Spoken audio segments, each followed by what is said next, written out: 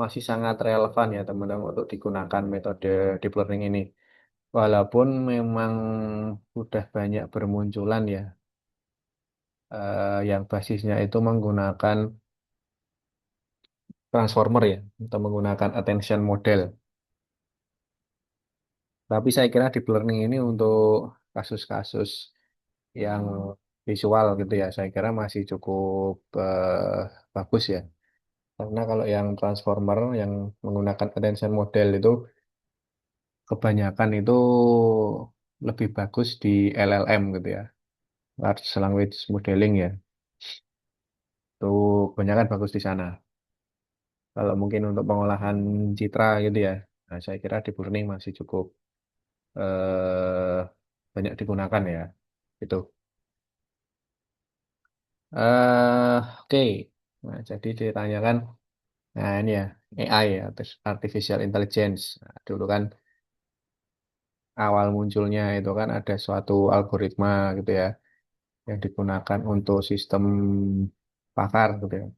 Gimana caranya membuat mesin itu bisa seperti ya orang yang paham gitu ya, seperti expert gitu ya. Nah, muncul namanya expert system. Nah, expert system ada beberapa algoritma yang ternyata bisa lebih jauh lagi, itu namanya machine learning gitu. Dia bisa melakukan klasifikasi, clustering, dan lain sebagainya gitu ya. Dengan algoritma-algoritma klasik gitu ya. Saya nyebutnya klasik gitu ya mungkin. Ya kayak SVM, kemudian eh, KNN, ada XGBoost, dan lain sebagainya. Nah, setelah itu karena memang ada kebutuhan juga ya, eh, kebutuhan untuk komputasi yang lebih cepat karena jumlah datanya yang diolah itu banyak banget juga. Seiring berjalannya waktu juga mesinnya itu kan bisa melakukan komputasi apa paralel yang cepat gitu ya.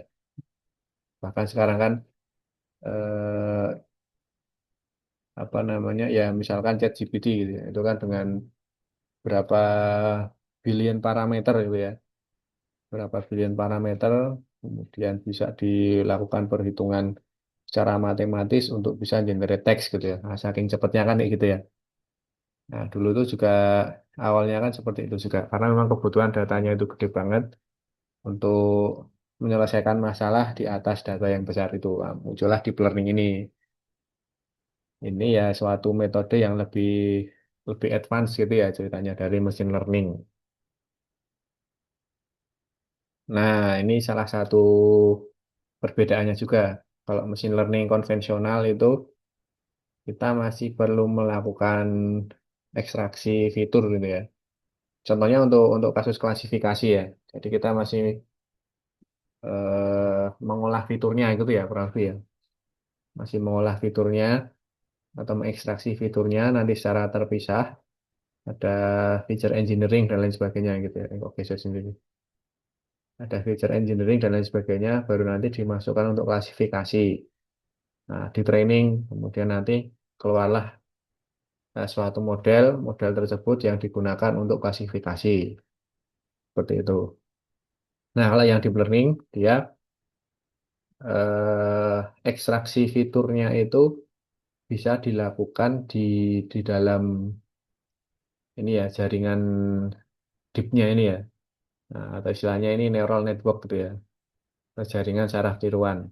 Nah, jadi nanti di sini proses ekstraksi fiturnya itu bisa jadi satu gitu ya.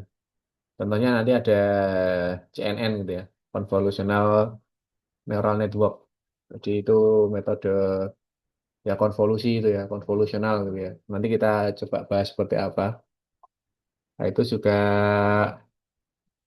salah satu ekstraksi fitur ya itu dengan konvolusional itu.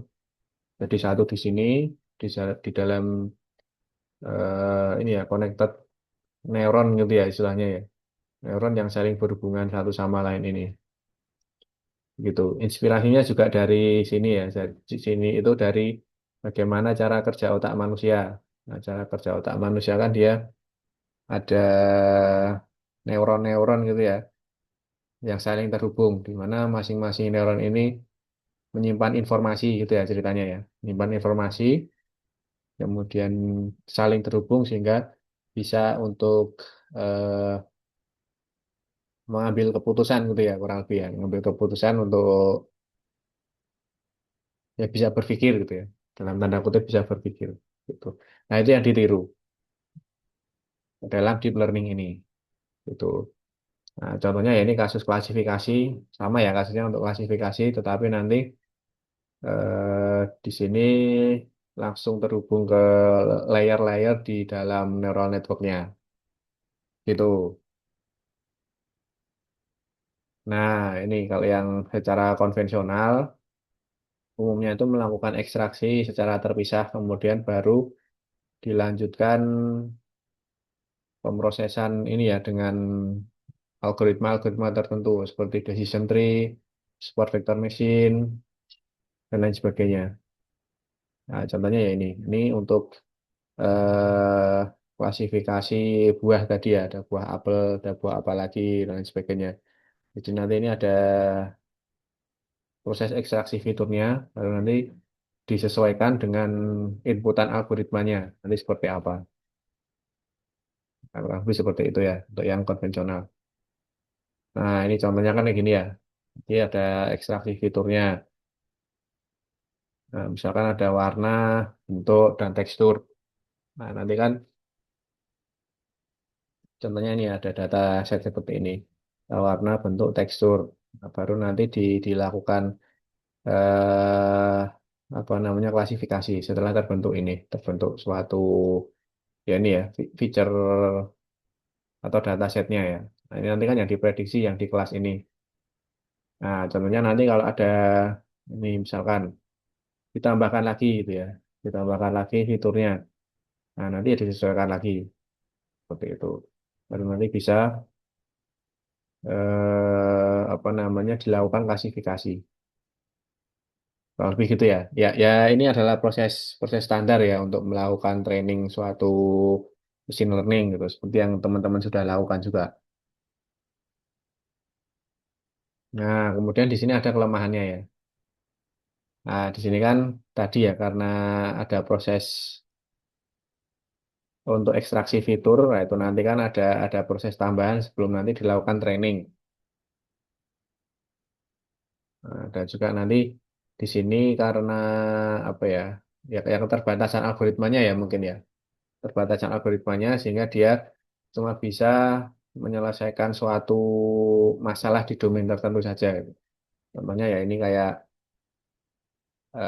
buah ya nanti buah saja. Gitu. Karena kan feature feature setnya kan cuma ini. Nah, kalau di Perlin kan bisa macam-macam ya. Bisa misalkan mendeteksi objek gitu ya. Nah, mendeteksi objek itu kan salah satu juga dari proses konvolusi ya, convolution gitu.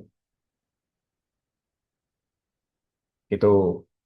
Ya ini sebenarnya masalah ini ya, masalah algoritmik ya, teman-teman. Jadi kalau memang keterbatasan secara ininya ya, apa namanya machine learning tradisionalnya itu. Nah, kalau yang deep learning ini dia bisa pengenalan objek berbasis apa namanya hierarki gitu ya. Dia bisa mempelajari representasi hierarki atau pola pola fiturnya. Nah,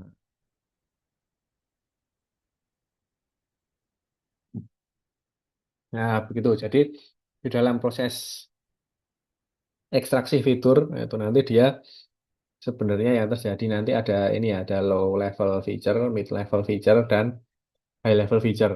Jadi dia di apa ya? Direpresentasikan gitu ya, direpresentasikan dalam suatu feature tertentu gitu ya untuk bisa ya tadi mengambil fiturnya gitu ya, ekstraksi fitur gitu ya. Misalkan nanti huruf A dan huruf B itu kan nanti secara pola akan berbeda. Contohnya kayak gitu. Nah, nanti itu dia bisa mempelajari representasi hierarki kayak gini atau pola fiturnya secara otomatis. Nah, ini contohnya. Contohnya kayak gini. Jadi hierarki apa namanya? Hierarki sorry. representasi feature-nya. Nah, ini kan di setiap tahapan ini ya, dia kayak semakin semakin bisa menggambarkan gitu ya. Di low level feature mungkin polanya hanya seperti ini. Nanti di mid level dia bisa feature sendiri ya. Di mid level dia sudah mulai terlihat bentukannya. Nah, nanti di high level dia semakin semakin jelas gitu ya. Nah, ini nanti yang bisa ditangkap secara otomatis oleh deep learning-nya. Nah, kalau yang machine learning itu kan ya bisa ya sebenarnya ya. Tetapi nanti secara komputasi mungkin lama ya. Dan juga cara mengekstraksi fiturnya ini biar match dengan inputan mesin learningnya nanti juga lama ya gitu. Nah, makanya muncullah deep learning ini. Dia komputasinya bisa paralel dan juga sekaligus bisa mengekstraksi ini, ekstraksi fitur gitu ya. Seperti itu. Nah, ini ya. Ini arsitektur ya, biasa dibilang arsitekturnya dalam suatu deep learning ya atau deep neural network.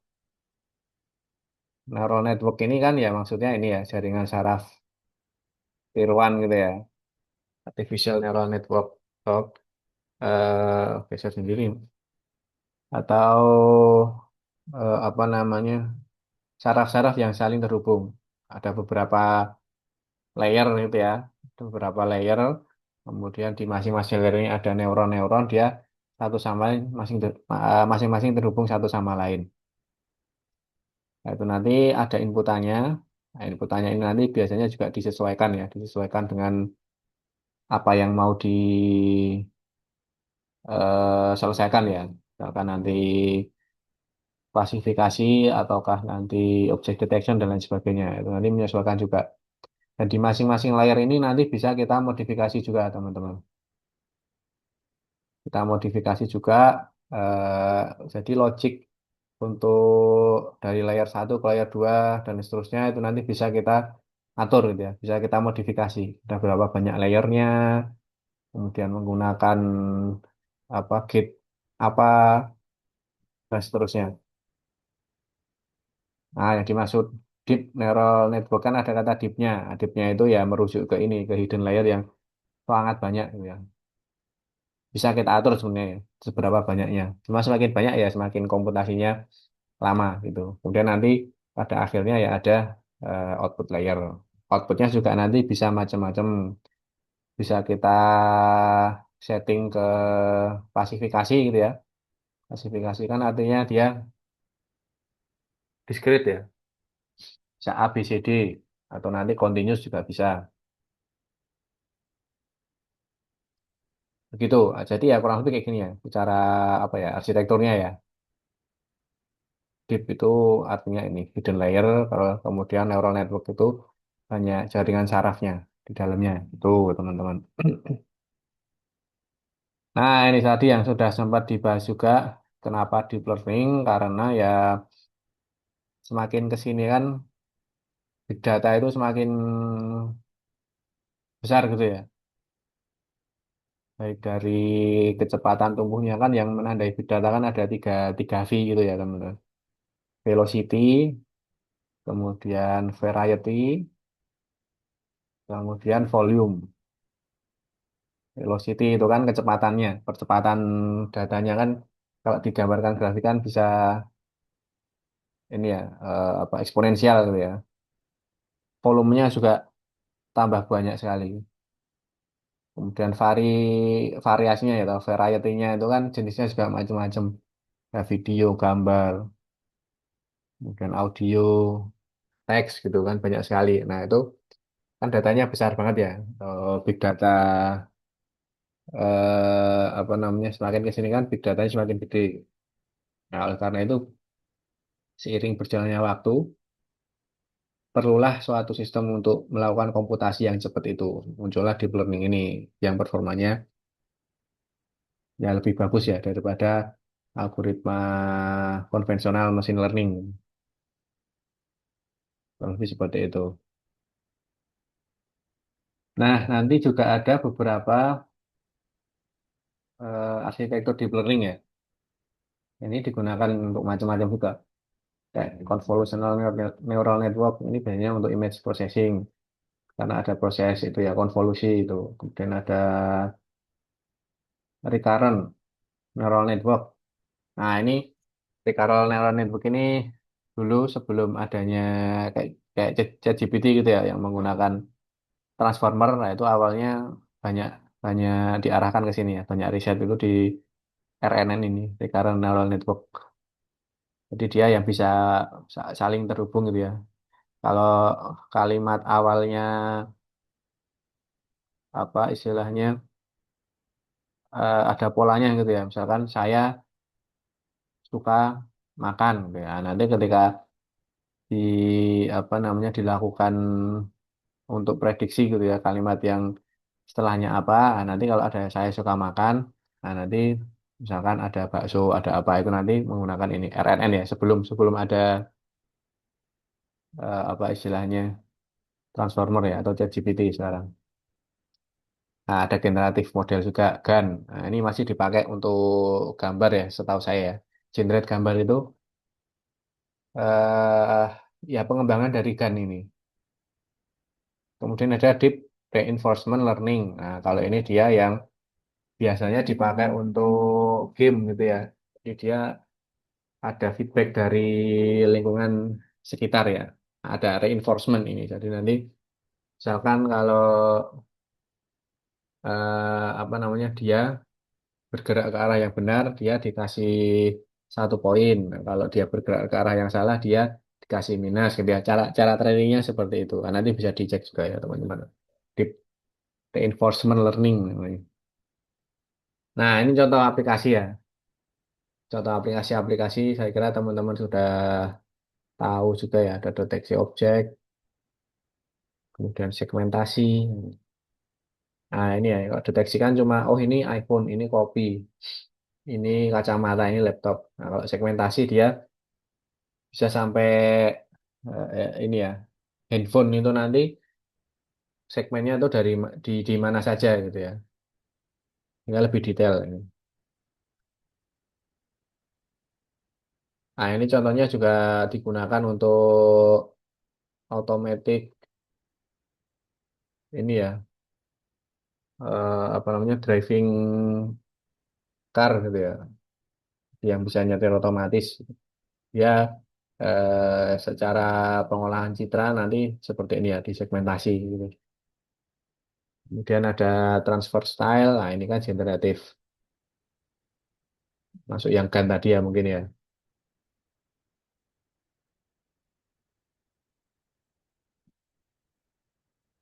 Kemudian sequence model, nah ini macam-macam juga. Contohnya untuk translation, kemudian chatbot dulu juga menggunakan ini ada text to speech juga. Dulu tuh ini ya menggunakan kayak yang recurrent neural network gitu ya, karena bisa tadi mempelajari yang dari history, kemudian dari gimana dia akan memprediksi selanjutnya. Nah ini yang generatif tadi. Nah, ada Zebra, nah, ini kan kalau sekarang ya mungkin masih dipakai ya saya kira ya. Mungkin salah satu di antara yang teman-teman pakai di saat generate image ya ini yaitu menggunakan generative modeling ini. Contohnya mengganti baju, dia mengganti muka, kemudian ini kuda tapi badannya zebra dan lain sebagainya. Itu generative modeling. Nah, deep reinforcement. Nah, ini contohnya yang membuat game ya. Game yang terkenal dulu itu apa ya? Kayak Dota gitu ya, dari timnya OpenAI itu dulu pernah membuat suatu bot gitu ya, yang dia bisa mengalahkan apa namanya World Champions Dota 2 kalau nggak salah ya, Dota 2 TI itu dulu. Atau juga ada catur, nah, ada juga yang dia banyak ya, lengan robot yang dia bisa mensorting atau kayak ini robot-robot kayak gini yang dia, nah seperti ini ya, ya dia modelnya dilatih kayak apa ya, permainan gitu ya, untuk deep reinforcement learning. Oke, nah kita belajar di sini lebih lanjut tentang CNN atau Convolutional Neural Network. Jadi CNN ini salah satu variasi neural network dengan beberapa layer konvolusi dan layer lainnya. Layer konvolusi mempunyai sejumlah filter yang mengaplikasikan operasi konvolusi. Nah, ini kayak gitu ya. Jadi nanti di sini kan ada inputnya ya. Ya, ini diibaratkan pixelnya gitu ya. Ada gambar 1 MP kan berarti ada 1000 megapiksel ya. Berarti kan ada jumlah pixelnya itu ada 1000. Ya bisa 1000 juta nih ya. 1000 megapiksel kan berarti 1000 juta. Misalkan di sini ada 1000 kali 1000 gitu aja. Atau di sini ada 1, 2, 3, 4, 5, 6, 7. 7 kali 7 gitu ya. Jadi 49 piksel. Nah, si konvolusi ini dia cara mengekstraksi fiturnya ya. Jadi nanti dia ada suatu filter kayak gini. Filternya ini nanti fungsinya apa? Jadi dia secara matematis gitu ya, melakukan operasi terhadap inputnya ini. Nah, kan inputnya 7 kali 7. Nah, nanti dia akan di mapping ke feature map yang seperti ini. Jadi kayak di dikompres gitu ya mungkin ya. Nah, operasinya mirip-mirip seperti perhitungan matriks gitu ya. Jadi nanti filternya ini dikalikan gitu ya. Dikalikan setiap hasil pengalinya ini, misalkan ini 3 kali 3. Nah, nanti akan dimasukkan ke, di mapping ke feature map kayak gini. Itu. Nah, jadi nanti bisa diekstraksinya seperti itu. Jadi dia bisa mencirikannya itu dari yang awalnya gambarnya gede banget gitu, diekstraksi ke dalam suatu feature map yang lebih lebih kecil kayak gini.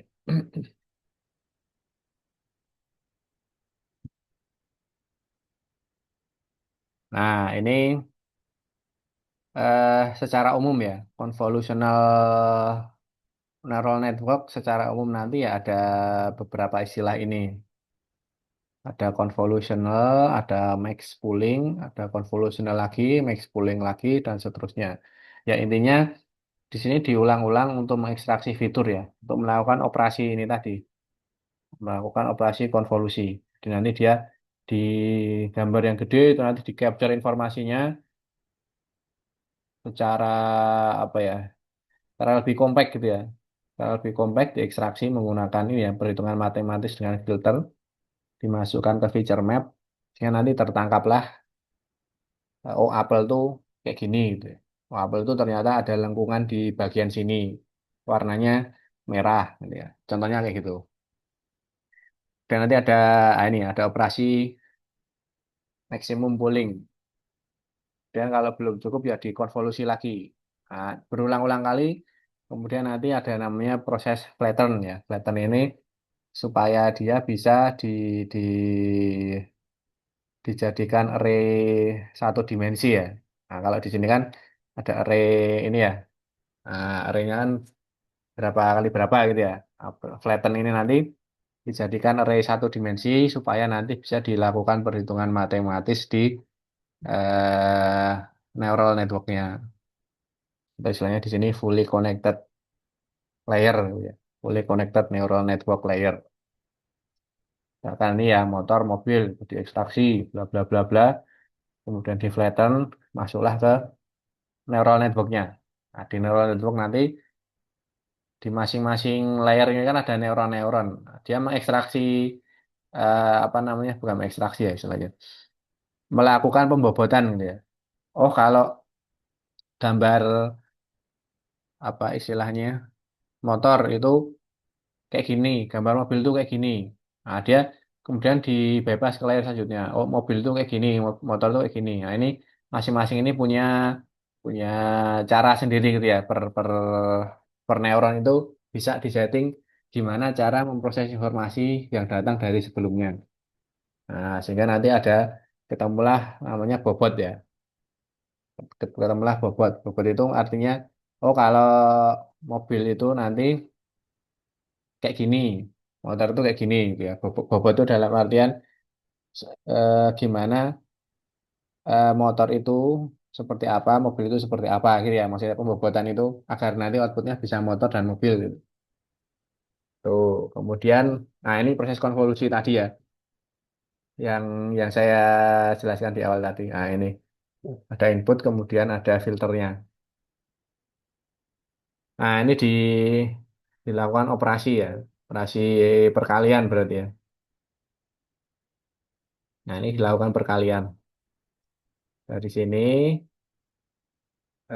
berarti per tiga ya, 3 kali 3 berarti ya. Nah ini 3 kali 3 dilakukan operasi di sini. Nah, nanti dia hasilnya dimasukkan ke feature space tadi ya, dilakukan ekstraksi. Nah ini contohnya. Contohnya kayak gini. Nah, di sini nanti dia per tiga ini ya, tiga apa namanya, 3 kali 3 ya. Nanti 30 dikali 1, 30 dikali 0, 30 dikali min 1, dan lain sebagainya. Itu nanti dimasukkan ke, dikalikan dulu ya, dikalikan dulu dengan filternya, baru nanti hasil perkaliannya dimasukkan ke yang pojok kiri atas ini, kemudian geser, geser lagi, nanti dimasukkan ke sini. Nah, gesernya per 3 ya, kalau kalau filternya 3 kali 3, harusnya gesernya per 3 ya. Setahu saya gitu ya, nanti dicoba dikonfirmasi lagi. Ya kurang lebih seperti itu prosesnya. Jadi dari konvolusi itu ya intinya ini untuk mencari feature mapnya untuk bisa mencirikan kalau suatu gambar kayak gini itu nanti eh, setelah diekstraksi itu feature mapnya seperti apa gitu. Ya kurang lebih kayak gitu ya. Nanti teman-teman secara detail bisa dibaca lebih lanjut. Nah, perhitungan seperti ini. Nah, kalau besar kayak gini kan belum belum secara komputasi kan gede juga ya, dan juga mungkin malah tidak bisa diekstraksi fiturnya ya, karena mungkin ada hal-hal yang mirip-mirip juga gitu ya. Makanya perlu dikirikan atau diekstraksi gitu. Itu.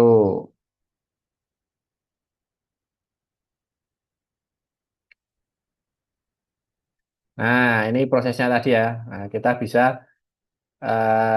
menentukan ukuran outputnya. Output gambar hasil proses konvolusi dapat dihitung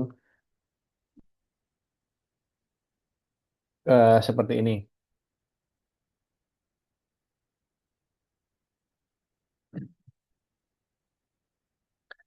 Oke, nah ini contohnya nanti kalau ada beberapa filter, ya dia akan dikenakan beberapa proses konvolusi. Contohnya ini filter yang 3 kali 3. Nah, dia akan menangkap suatu pola ya. Dia akan menangkap suatu pola 3 kali 3. Nah, gini. Nah, gini ya. Nah, ini ada visualisasinya. Sekarang ini, stride pertama. Nah, dia di awal gini ya, kotak 3 kali 3. Kemudian dihitung ya, dihitung dengan si filter satu ini. Ketemulah 3. Nah, kemudian geser lagi. Ketemulah min 1. Ini ya, menggunakan ini ya, perkalian matriks ya teman-teman. Ini menggunakan perkalian matriks, jadi ketemulah seperti ini. Geser lagi, terus geser, geser, geser, dan seterusnya. Nah, nanti ketemulah kayak gini. Kemudian filter 2, nah, nanti dilakukan lagi. Nah, seperti itu. Dihitung lagi, dan seterusnya ya. Itu. Nah, inilah yang namanya feature map tadi. Seperti itu, teman-teman. Nah, yang dimaksud stride adalah ini. Tadi ada penjelasannya, ya lupa dijelaskan ya tadi. Nah, ini stride adalah besarnya step yang digunakan ketika melakukan sliding filter. Maksudnya apa? Ini gesernya ini loh, gesernya kan satu per satu. Nah, stride-nya satu. Kalau stride-nya dua ya nanti dia, nah, gesernya dia akan lebih ini ya. Itu maksudnya stride itu gesernya ini. Nah, kemudian tadi akan ini ya dihasilkan suatu feature map. Kalau menggunakan dua filter kan berarti dia dikenakan perhitungan ini dua kali sehingga hasilnya nanti akan ada dua dua layer gitu ya, dua layer feature map yang ukurannya 4 kali 4. Tuh. Oke, nah ini ada juga padding. Nah, ini ya opsional aja ya. Ini sebenarnya opsional. Nah, ini ada layar tambahan untuk di bagian pinggirnya itu bisa ditambahkan padding ya atau eh, di tepinya itu di apa ya di menjorok ke dalam ya padding ya berarti ya. Menjorok ke dalam sehingga nanti menghindari hilangnya informasi pada corner sebuah citra. Nah, ini pada intinya yang di samping ini ya, yang di samping ini nanti dia dikenakan suatu perhitungan lagi ya menggunakan filter kayak gini supaya nanti di pojokannya ini bisa nol semua gitu ya. Bisa nol semua kayak gini sehingga nanti apa ya? Ya tidak hilang informasinya gitu ya. Tidak hilang kan nanti artinya dia di apa ya? Dikonvolusi lagi digeser gitu ya. Dia maksudnya hanya menggeser ini ya, hanya menggeser agar pinggirannya itu kosong gitu ya. Geser ke tengah. Padding ya, dengan satu filter juga sama ya dengan proses konvolusi gitu. Oke, nah setelah itu nanti ada istilah lagi namanya rectified linear unit. Nah, tadi kan sudah dilakukan ini ya konvolusi. Nah, kemudian itu di setiap layer tadi itu bisa memungkinkan dengan apa ya istilahnya ini dengan suatu activation ya namanya. Activation itu artinya bagaimana dia merespon satu ini ya satu neuron itu ya. Bagaimana satu neuron itu merespon terhadap informasi yang diberikan oleh neuron sebelumnya. Nah, nanti macam-macam ada relu, ada pooling, pooling bukan bukan termasuk ini ya, activation ya. Itu layar tambahan. Nah, relu ini dia kalau ada inputan ya, kalau ada inputan dia itu kurang dari nol, maka outputnya nol. Kalau selain nol ya, kalau tidak salah ya nanti dikoreksi juga. Kalau selain itu ya nol atau di bawahnya outputnya nol. Kalau selain itu outputnya tetap sama. Jadi misalkan di layer sebelumnya ada informasi angka 5 gitu ya. Nah, nanti dia masuk ke layer selanjutnya itu nanti angka 5, keluarnya nanti juga angka 5. Nah, kalau di layer sebelumnya itu minus 3, nah, masuk ke layer selanjutnya minus 3, outputnya di layer berikutnya itu nanti dia akan nol gitu ya. Kayak gitu. Nah, itu activation relu ya. Nanti ada banyak. Bisa dipelajari juga teman-teman. Nah, tadi kan ada ini ya di algoritma CNN tadi kan ada maximum pooling ya atau max pooling. Nah, max pooling ini nanti dia ini digunakan untuk kayak apa ya mengkompres gitu ya mungkin ya kayak mengkompres ukuran gambar agar bisa lebih kecil.